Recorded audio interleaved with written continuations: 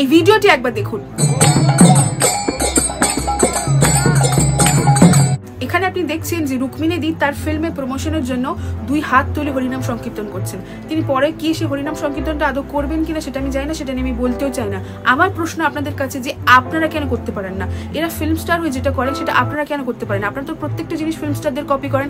আজকে তারা যেভাবে বিয়ে করে আপনারাও আপনাদের বিয়ের অনুষ্ঠান ঠিক সেইভাবে করেন। তার যে গয়না পরে আপনারাও সেটা ডুপ্লিকেট করে পড়েন। তাহলে এই জিনিসগুলোকে ফলো করা যায় না কেন? ব্যাকডেটেড লাগে, ভগবানকে ব্যাকডেটেড লাগে। যারা ভগবানকে ব্যাকডেটেড ভাবে তাদের রুচিবোধ নিয়ে আমি যথেষ্ট সন্দেহ প্রকাশ করছি।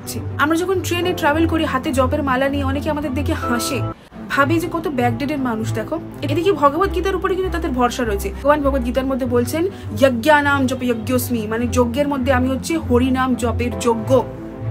হরিনাম জপটা কিন্তু অ্যাকচুয়ালি ভগবানের স্বরূপ। অনেক মানুষ আবার রয়েছে নাস্তিক। যখন করোনা হয়েছিল না, অক্সিজেনের সিলিন্ডারগুলোর দাম গিয়ে দাঁড়িয়েছিল 25,000 50,000 এইরকম। সেই অক্সিজেন কিন্তু ভগবান আপনাকে ফ্রিতে প্রোভাইড করে রেখেছেন। যে জলের জন্য আপনি আজও সরকারকে কর দেন, সেই জলটা ভগবান ফ্রিতে বৃষ্টি রূপে আপনাকে প্রত্যেক বছর প্রদান করে। এত কিছু দেওয়ার পরেও যদি কেউ ভগবানের উপর বিশ্বাস রাখে না, তাহলে ক্ষমা করবেন, সে অকৃতজ্ঞ ছাড়া আর কিছু নয়। কলিযুগের যুগ ধর্ম হচ্ছে হরিনাম সংকীর্তন। জপের মালা তুলে নিন এবং হরি নাম জপ করুন, এটা ভীষণ ইম্পর্টেন্ট। যারা ইয়াং রয়েছে তাদেরকে ভিডিওটি শেয়ার করুন, তাহলে তারা অনুপ্রাণিত হয় এবং হরি নামটাকে আপন করে নেয়। হরে কৃষ্ণ বলা কিন্তু একদমই ভুলো না।